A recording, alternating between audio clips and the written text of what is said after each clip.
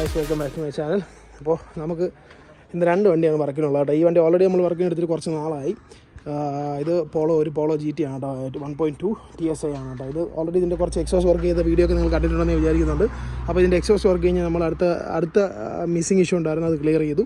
അതിനുശേഷം പിന്നെ നമ്മൾ AC വർക്കിന് പോയപ്പോഴാണ് മനസ്സിലായി എൻ്റെ AC കുറച്ച് കംപ്ലയിൻറ്റ് കാര്യങ്ങളുണ്ട്. അപ്പോൾ അത് ക്ലിയർ ചെയ്യാണ്ട് അതിൻ്റെ കൂട്ടത്തിൽ തന്നെ ഈ വണ്ടിയുടെ ഓണർ ഒരു Type 3 conversion kit, body kit കൊടുത്തിട്ടുണ്ട്. മീൻസ് ബാക്കും ഫ്രണ്ടും ബമ്പർ, അതിൻ്റെ ഫിന്ന് കാര്യങ്ങളെല്ലാം കൂടെ എടുത്തിട്ടുണ്ടായിരുന്നു. അപ്പോൾ അതെല്ലാം നമ്മൾ ഫിറ്റ്മെൻറ്റ് ചെയ്തു. കുറച്ച് പ്രശ്നങ്ങളുണ്ടായിരുന്നു. അപ്പോൾ അതെല്ലാം ചെയ്ത് വൃത്തിയാക്കി കൊണ്ടുവന്ന് അടുത്ത് ഇനി ഈ സെയിം കളറിൻ്റെ പെയിൻറ്റിങ്ങിന് പോവുകയാണ്. അപ്പോൾ പെയിൻറ്റിങ്ങിന് ഈ സെയിം കളർ ഗ്രേ തന്നെയാണ് ഇതിൽ വരാൻ പോകുന്നത്, ബമ്പറിൽ വരാൻ പോകുന്നത് കേട്ടോ.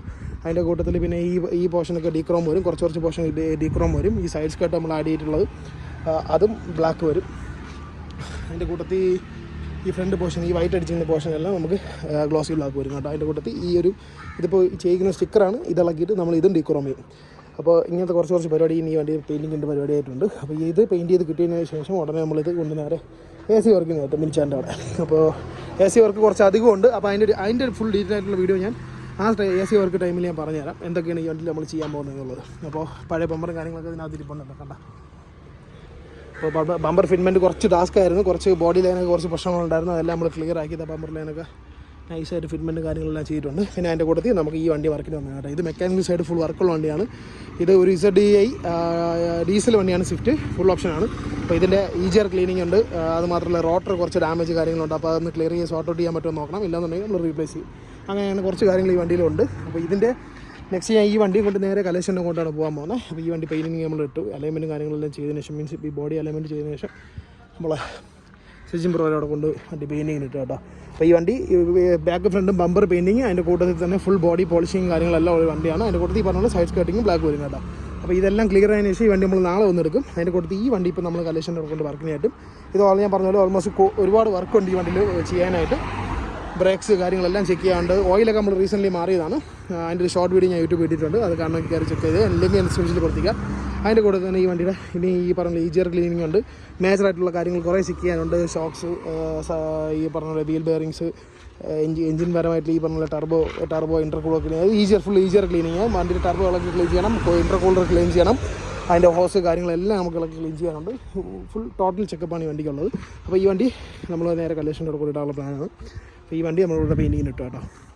അപ്പോൾ ഇതുപോലത്തെ വർക്സിന് വേണ്ടിയിട്ട് ജസ്റ്റ് എനിക്ക് കോൺടാക്ട് ചെയ്താൽ മതി. എൻ്റെ ഇൻസ്റ്റാഗ്രാമിലൊന്ന് ജസ്റ്റ് ഒന്ന് മെസ്സേജ് അയച്ചാൽ Type G ഓട്ടോമാറ്റിക് എന്നാണ്. അതിൻ്റെ ലിങ്ക് ഞാൻ ഡിസ്ക്രിപ്ഷനിൽ കൊടുത്തിരിക്കുകയാണ് കേട്ടോ ഗൈസ്. അപ്പോൾ നെക്സ്റ്റ് ഈ വണ്ടിയുടെ പെയിൻറ്റിങ് ഇടുക, ആ വണ്ടി കൊണ്ട് നേരെ കലേഷനോടെ പോകും. ബാക്കി ഇനി കലേഷനോട് ചെയ്യുന്നതാണ്. അപ്പോൾ ഞാൻ കലേഷൻ്റെ എത്തി. വണ്ടി കലേഷൻ്റെ ജസ്റ്റ് ഒന്ന് ഓടിച്ച് നോക്കിയതാണ്. ഈ വണ്ടി ഓൾറെഡി കലേഷൻ ഓടിച്ച് നോക്കിയാണ് അന്ന് ഇന്ന കാര്യങ്ങൾ ഈ വണ്ടിയിൽ ചെയ്യണമെന്ന് പറഞ്ഞിട്ടുണ്ടായിരുന്നു. കലേഷൻ്റെ വണ്ടി ജസ്റ്റ് എടുത്ത് അകത്തിടാൻ പോവുകയാണ്.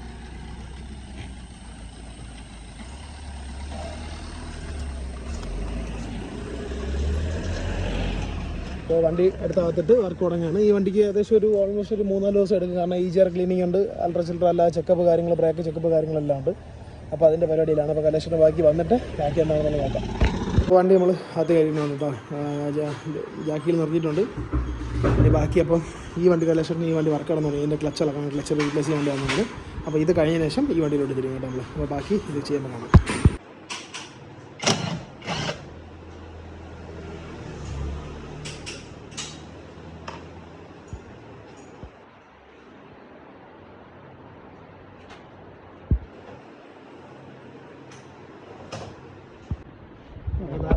ഇതിനകത്താണ് കണ്ടോ. അപ്പോൾ EGR ക്ലീൻ ചെയ്യാത്തതിൻ്റെ പ്രശ്നമുണ്ട്. 60,000-65,000 കിലോമീറ്റർ ഓടി വണ്ടിയാണ് കേട്ടോ. ഇപ്പോൾ കലേശിട്ട് അതിനകത്ത് നിന്ന് എടുത്ത കരടാണ് ഇരിക്കുന്നത്. ഡീസൽ വണ്ടികൾ ഈ പറഞ്ഞ പോലെ എല്ലാം 20,000-30,000 കിലോമീറ്ററിൽ EGR ക്ലീൻ ചെയ്തിട്ടില്ലെന്നുണ്ടെങ്കിൽ ഇതാണ് അവസ്ഥ. വണ്ടിയുടെ വലിവും കുറയും, മൈലേജിന് വ്യത്യാസം വരും. അപ്പോൾ ഇതാണ് അവസ്ഥ. ബാക്കി ഇനി ഇളക്കുമ്പോൾ കാണാറുണ്ട്. ഇൻ്റർകൂളറൊക്കെ ഇളക്കാണ്ട്, ടർബോ ഇളക്കാണ്ട്, EGR ബാക്കി എല്ലാം ഇളക്കി ക്ലീൻ ചെയ്യാനുണ്ട്. ബാക്കി ഇനി ബാക്കി ഇളക്കുമ്പോൾ കാണാം. അപ്പോൾ ഈ പറഞ്ഞ പോലെ എല്ലാവരും മാക്സിമം ഡീസൽ വണ്ടികളുള്ളവർ ഒരു 30,000 കിലോമീറ്ററിൽ, മാക്സിമം ഒരു 40,000 കിലോമീറ്ററിലൊക്കെ EGR ഇളക്കി ഒന്ന് ക്ലീൻ ചെയ്യണം, നല്ലതായിരിക്കും. ഇൻ്റർകൂളർ, അതിൻ്റെ ഹോസ് കാര്യങ്ങളെല്ലാം ഇളക്കി ക്ലീൻ ചെയ്യണം, നല്ലതായിരിക്കും. ഇല്ലാന്നുണ്ടെങ്കിൽ വണ്ടിക്ക് മെയിനായിട്ട് വരുന്ന പ്രശ്നം വണ്ടിക്ക് വലിവിന് വ്യത്യാസം വരും, മൈലേജ് ഇഷ്യൂ വരും. അപ്പോൾ അതൊന്ന് എല്ലാവരും ശ്രദ്ധിച്ചോണം. അത്രയും നല്ലപോലെ ചെയ്ത് കഴിഞ്ഞാൽ ഈ പറഞ്ഞ പോലെ എനിക്ക് തോന്നുന്നു സ്വിഫ്റ്റ്, ഈ മാരുതി വണ്ടികളൊക്കെ ചെയ്യാൻ വലിയ പ്രൈസ് റേഞ്ച് ആവത്തില്ല EGR ക്ലീൻ ചെയ്യാൻ കാര്യങ്ങൾക്ക് വേണ്ടിയിട്ട്. അത് ചെയ്ത് കഴിഞ്ഞാൽ നിങ്ങൾക്ക് തന്നെയാണ് ഉപയോഗപ്പെടുന്നത്. വണ്ടി എഞ്ചിൻ ലൈഫും കൂടുതൽ കിട്ടും, വണ്ടിക്ക് വലിവിന് വ്യത്യാസം വരത്തില്ല, സ്റ്റോക്ക് കണ്ടീഷനിൽ നിന്ന് നിൽക്കും. അതിൻ്റെ കൂടുതൽ മൈലേജിന് വലിയ വേരിയേഷൻ വരത്തില്ല. വണ്ടി നീറ്റായിട്ട് നമുക്ക് ഓടാം, ധൈര്യമായിട്ട് ഓടണം, എടുത്തുകൊണ്ട് പോവുകയും ചെയ്യും. അപ്പോൾ ആ കാര്യങ്ങളെല്ലാവരും ശ്രദ്ധിച്ചു വേണം. അപ്പോൾ ബാക്കി ഈസിയർ ഇളക്കുമ്പോൾ ഇതിനകത്തുള്ള കരട് കാര്യങ്ങളൊക്കെ എങ്ങനെയാണെന്നുള്ളത് നമുക്ക് കാണിച്ചു തരാം. രണ്ട് ബമ്പറൊക്കെ ഇളക്കി കേട്ടോ. ഇനി ഈ ഇൻ്റർകൂളറിൽ ഇളക്കി ക്ലീൻ ചെയ്യണം. ഇതാണ് ഇൻ്റർകൂളർ കേട്ടോ. ടർബോ വണ്ടികൾക്ക് വരുന്ന ഇൻ്റർകൂളറാണ് ഈ സാധനം. അപ്പോൾ ഇതൊക്കെ ഇനി ഇളക്കി ക്ലീൻ ചെയ്യാണ്ട് ഇതിൻ്റെ ഹോസ് കാര്യങ്ങളെല്ലാം ക്ലീൻ ചെയ്യാനുണ്ട്. അപ്പോൾ അതാണ് ഈസിയർ ക്ലീനിങ് വരുന്ന പ്രോസസ്സ് കേട്ടോ. ഈസിയർ ക്ലീനിങ്ങിൻ്റെ കൂട്ടത്തിൽ ഈ ഇൻ്റർകൂളർ അതിൻ്റെ ഹോസ് കാര്യങ്ങളെല്ലാം ക്ലീൻ ചെയ്ത് തരും. അതിൻ്റെ കൂട്ടത്തിൽ പച്ച വന്നു ഗൈസ്. അപ്പോൾ ബാക്കിയുള്ളതൊക്കെ വേണം. ഇൻ്റർകൂളറിനകത്തുള്ള ഓയിലാണ് കേട്ടോ.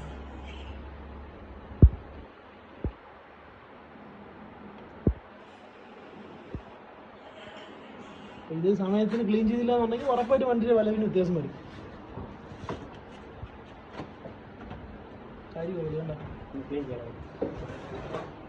അത് മൊത്തം ക്ലീൻ ചെയ്തായിരിക്കും തിരിച്ച് കയറ്റുന്നത് കേട്ടോ. അപ്പോൾ അത് ജസ്റ്റ് ഒന്ന് നമ്മൾ ഇളക്കുന്നേ ഉള്ളൂ. ഇന്നുകൊണ്ട് തീരത്തില്ല. ഈ പറഞ്ഞാൽ 2 ദിവസം 3 ദിവസം എടുക്കും മൊത്തം ക്ലീൻ ചെയ്ത് തരണം. പിന്നെ അതിൻ്റെ കൂട്ടത്തിൽ ബ്രേക്ക് കാര്യങ്ങളെല്ലാം ഉണ്ട്. അപ്പോൾ അതെല്ലാം ചെക്ക് ചെയ്ത് തരാൻ കുറച്ച് സമയം എടുക്കും കേട്ടോ.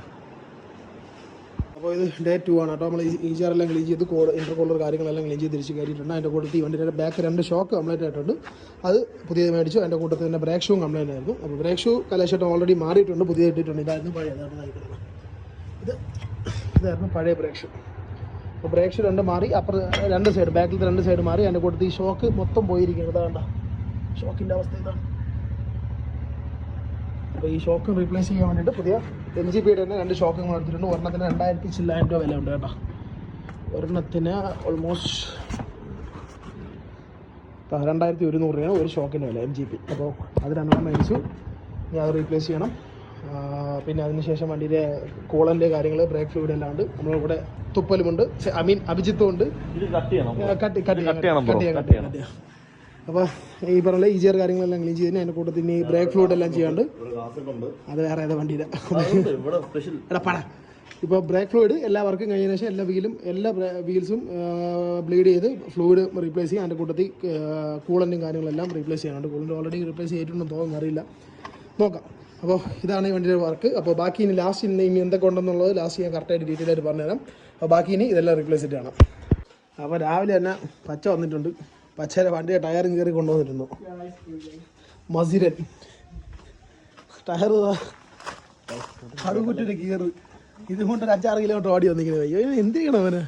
അപ്പോൾ നമ്മൾ നേരെ ആ ഫോളോ എടുക്കാനൊക്കെ ആയിട്ട് പോവുകയാണ്. ഫോളോ എടുക്കാണ്ട് അതിൻ്റെ കൂട്ടത്തിൽ ആ സ്വിഫ്റ്റിൻ്റെ വർക്ക് എന്താണെന്നുള്ളത് പോയി നോക്കാണ്ട്. അപ്പോൾ അതിനുശേഷം ഇവന് വന്നതിന് ശേഷം ഇവൻ്റെ ടയർ ഈ പോണ പോക്കിൽ ഏതെങ്കിലും സെക്കൻഡ് ഹാൻഡ് ടയർ ഉണ്ടോ എന്ന് നോക്കണം. നോക്കിയിട്ട് അതെല്ലാം പരിപാടിയെല്ലാം കഴിഞ്ഞ് വന്നതിന് ശേഷം ഇവൻ്റെ വണ്ടി കൊണ്ടുപോയി ടയർ മാറാം.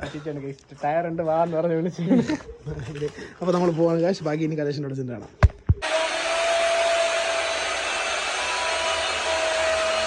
അപ്പോൾ ഫോളർ വർക്ക് ഏകദേശം കഴിഞ്ഞിട്ടുണ്ട് കേട്ടോ. ബാക്ക് ഫ്രണ്ട് ബമ്പറൊക്കെ സെറ്റ് ചെയ്തു. അപ്പോൾ ഈ പറഞ്ഞ പോലെ നമ്മൾ ഈ ഫ്രണ്ട് ഗ്രില്ലും കാര്യങ്ങളെല്ലാം ഡീക്രോം ചെയ്ത് മീൻസ് ബ്ലാക്ക് അടിച്ചിട്ടുണ്ട്. ബാക്കി ആ സെയിം ബോഡി കളറാണ് അടിച്ചിട്ടുള്ളത് കേട്ടോ. പിന്നെ അതിൻ്റെ കൂട്ടത്തിൽ ഫുൾ ബോഡി പോളിഷിംഗ് കൊണ്ട് പയ്യൻ പോളിഷ് ചെയ്തുകൊണ്ടിരിക്കുകയാണ്. ഇതാണ് ബാക്ക് ബോംബർ. അപ്പോൾ ഇത് കഴിഞ്ഞ് അന്ന് പുറത്തിറങ്ങിയ ശേഷം ഫുൾ ഔട്ട്ലുക്ക് കാണിച്ചു തരാം.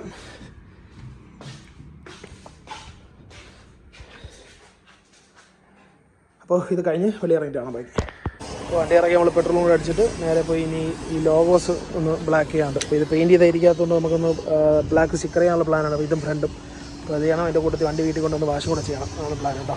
അപ്പോൾ നമ്മൾ നേരെ ഇവിടെ മുന്നൂസിൽ വന്നിട്ടുണ്ട് കേട്ടോ. നമ്പർ പ്ലേറ്റ് ഒട്ടിക്കാൻ പറ്റില്ല. എൻ്റെ 3M സ്റ്റിക്കറില്ലാത്തതുകൊണ്ട് അവരെ പറഞ്ഞ ഒരു ഒട്ടിച്ച് തരാമെന്ന് പ്ലാൻ വന്നതാണ്. സ്റ്റിക്കർ അവർ ഒട്ടിച്ചുകൊണ്ടിരിക്കുകയാണ്. നമ്പർ പ്ലേറ്റ് ഒട്ടിച്ചതിന് ശേഷം നേരെ വീട്ടിൽ പോയി വണ്ടി മൊത്തത്തിലൊന്ന് വാഷ് ചെയ്യാണ്ട് വാഷ് ചെയ്തെടുക്കണം. പിന്നെ ഈ ഷാർക്കിൻ്റെ ഈ ഒരു പോർഷൻ വഴി അവർക്ക് വെള്ളം ഇറങ്ങുന്നുണ്ടായിട്ടാണ്.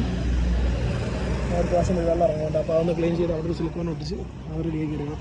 ഇതിൻ്റെ ഫ്രണ്ട് ലിപ്പ് സെറ്റ് ചെയ്യുക. ലിപ്പെല്ലാം മറ്റേ ഒരു ഫിൻ ടൈപ്പ് പറഞ്ഞ സാധനമാണ്. അപ്പോൾ അത് സെറ്റ് ചെയ്തിട്ടുണ്ടോ ബമ്പർ ലിപ്പ്.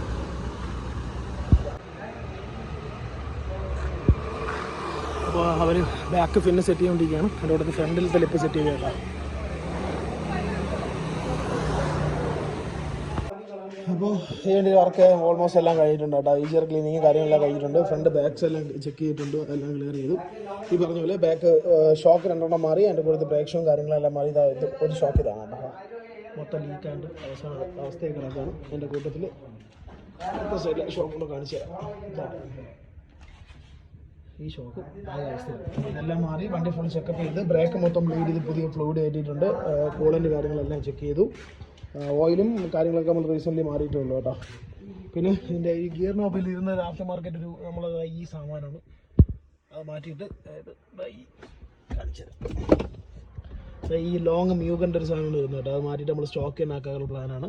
അത് കലേഷിട്ട് അത് മേടിക്കാൻ വേണ്ടി പോയിക്കണം. മേടിച്ചുകൊണ്ട് നമ്മൾ മാറി കഴിഞ്ഞ് വണ്ടീൻ്റെ പരിപാടി കഴിഞ്ഞ് ഈ വണ്ടി ഇറക്കുന്നതായിരിക്കും കേട്ടോ. അപ്പോൾ ബാക്കി ഇനി എന്താണെന്നുള്ളത് ഇവിടെ മാറിയിട്ടാണ്. അടുത്ത വർക്കാണ് വണ്ടി. ഫുൾ വർക്കല്ലേ? ഫുൾ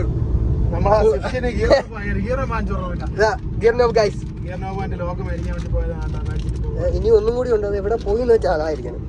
ഈ സാമാനവും ലോക്കും ഇല്ലായിരുന്നു. ആ ഗിയർ നോബ് മേടിക്കാൻ വേണ്ടി പോയി. നസീം ഞാൻ കൂടെ പോയി.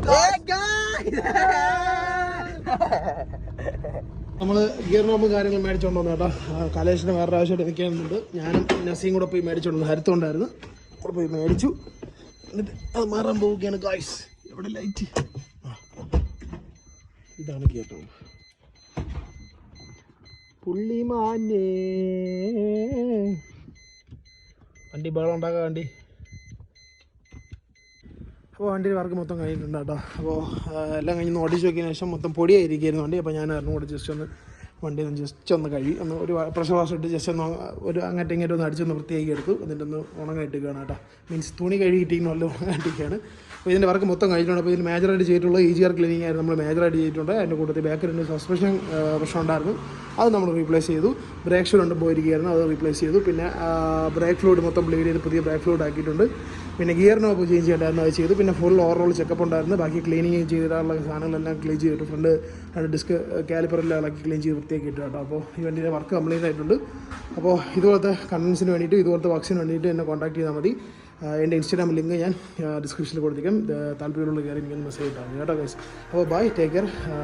ഈ പറഞ്ഞ പോലെ ഈ വീഡിയോ ഇഷ്ടപ്പെട്ടിട്ടുണ്ടെങ്കിൽ ലൈക്ക് ചെയ്യുക, ഷെയർ ചെയ്യുക, സബ്സ്ക്രൈബ് ചെയ്യുക. ബാക്കിയുള്ളത് കാണുന്നുണ്ടെങ്കിൽ ഞാൻ അടുത്ത വീഡിയോ കാണാം. അതുപോലെ ബൈ ഗൈസ്, ടേക്ക് കെയർ.